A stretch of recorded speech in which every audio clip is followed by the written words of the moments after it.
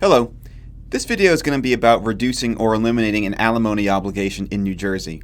Now, if you've seen my other videos, you know that I already did one providing a basic overview of alimony law. If you haven't watched that one, I recommend you go see that first because this is basically part 2.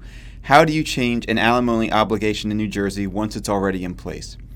And the short answer is that it can be done, but you have to show changed circumstances. And the best way to understand what that means is to look at the 4 most common circumstances where people want their alimony reduced or eliminated. Remarriage by the person receiving alimony, cohabitation by the recipient, a loss or reduction of income by the payer, and retirement by the payer. Those are the 4 most common. And let's do remarriage first because that's the quickest and easiest, okay? So what happens if you're paying alimony and your ex gets remarried? Well, congratulations, you got lucky. You no longer have to pay alimony. Good for you. Generally speaking, if the party receiving alimony gets remarried, alimony ends as of the date of the marriage. The only exceptions for that is if the alimony was in any way rehabilitative or reimbursement alimony. If you saw the first video, you'll remember those are the 2 rarest forms of alimony. Rehabilitative alimony is where you're just trying to get the spouse back up to a reasonable standard of earning capacity so she's not being thrown out in the street. And reimbursement alimony is when you actually owe your spouse money because she paid for something of yours. So those 2 kinds of alimony do not get wiped away because that's really money you owe someone. But the 2 most common kinds of alimony, open durational and limited durational alimony, stop at the moment your ex gets married. Of course, any arrears and any payments that you missed won't get wiped away. You still have to pay that back, but you're off the hook for the rest of your payments. Congratulations, good for you. Now, cohabitation is different. People call me and say, well, my ex-wife just started cohabiting with her new boyfriend. I shouldn't have to pay alimony anymore. Well, I might agree with you on a personal level, but it's not that simple. The courts are going to look at the extent to which the cohabitation is contributing financially to her. Cohabitation is defined as a mutually supportive, intimate, personal relationship in which a couple undertakes certain duties and privileges commonly associated with marriage, even if they don't necessarily maintain a single common household. In other words, even if they don't live together on a full-time basis, that couple can be considered cohabiting if they're commingling their money.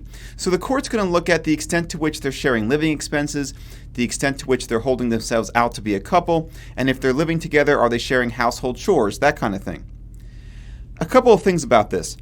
Number 1, I see this all the time. If you're collecting alimony and are going to cohabit with somebody, don't put it up on social media. I remember I had a case where I represented a former husband and his ex-wife had a new boyfriend and she lied about it flagrantly to the court. And for whatever reason, she didn't think that I would look at her Facebook page and see the countless pictures of her and her new boyfriend traveling around the world to exotic locations and taking mud baths and showers together using my client's money, of course. Okay, this was not the most challenging case for me, by the way, and obviously my client won. So if you're collecting spousal support and you're going to cohabit, it's probably a good idea not to brag about it to the entire world. But if you're paying alimony, the question then becomes, how do you prove it if my ex isn't dumb enough to post about it online? Well, it's not enough to tell the court that your ex is cohabiting or that she's got a new boyfriend. That may be true, but you have to demonstrate it. You might need a private investigator. Maybe you need witnesses who are going to testify for you. The thing to remember about court is it's not about what happened, it's about what you can prove happened. So make the motion if you want, but be prepared to prove your arguments. All right, let's move on. What happens if you're paying alimony and you suffer a decrease in income? Well, that could be a good reason to ask that alimony be decreased, and the rule of thumb here is twofold. First, you have to make a showing that circumstances have changed that have substantially impaired your ability to support yourself. And number 2, you have to show that it's happened for at least 90 days, okay? This can't be temporary and it can't be expected. So if you have a spousal support obligation as part of your divorce, and you know when you're entering into the divorce agreement that in a year or so, or whatever the time is, that you're going to have a different job that pays you less money, well, unless you've indicated in your marital settlement agreement that expected reduction in income should reduce your spousal support obligation, that's not going to qualify because, again, expected changes don't qualify as changes of circumstances, okay? But let's assume that you lost your job or you took a severe pay cut that wasn't expected and it wasn't your fault and it's exceeded 90 days.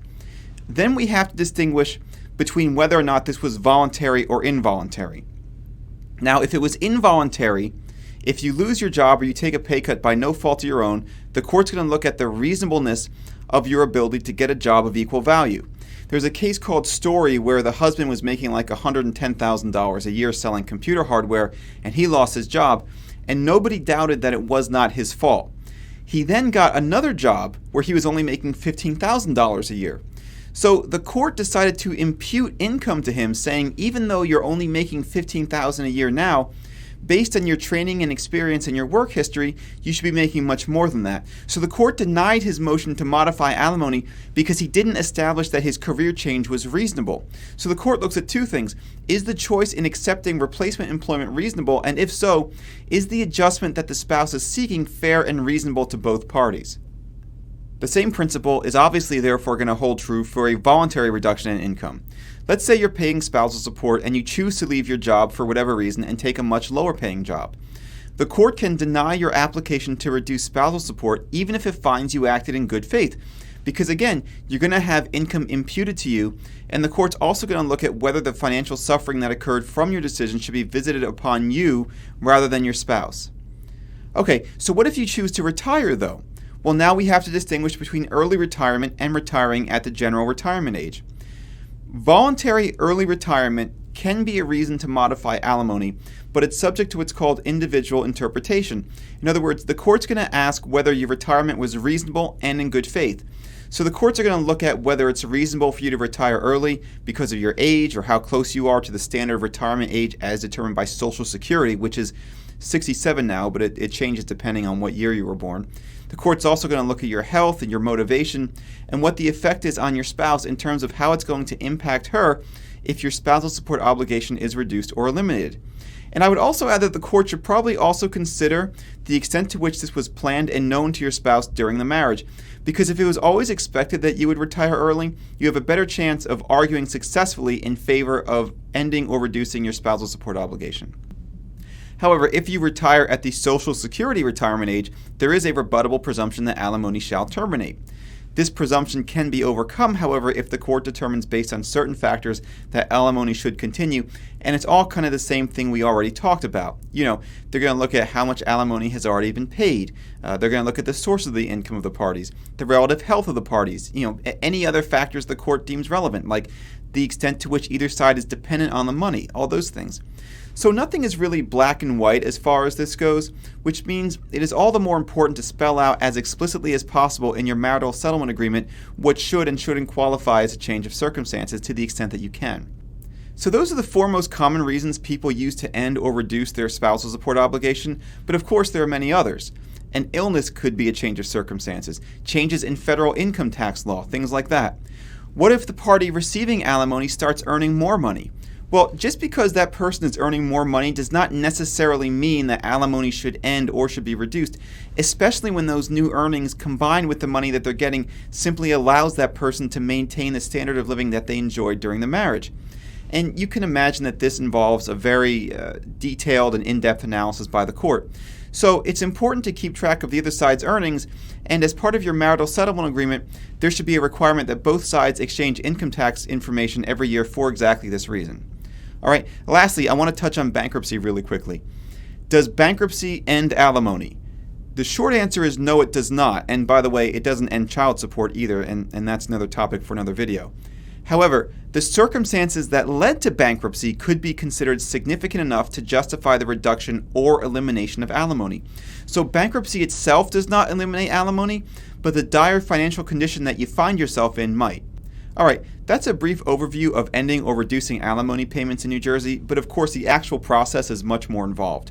Everybody who's paying alimony wants to pay less and wants to reduce the amount of time they have to pay it, and everybody collecting alimony wants to keep collecting it and wants to collect more and for a longer amount of time.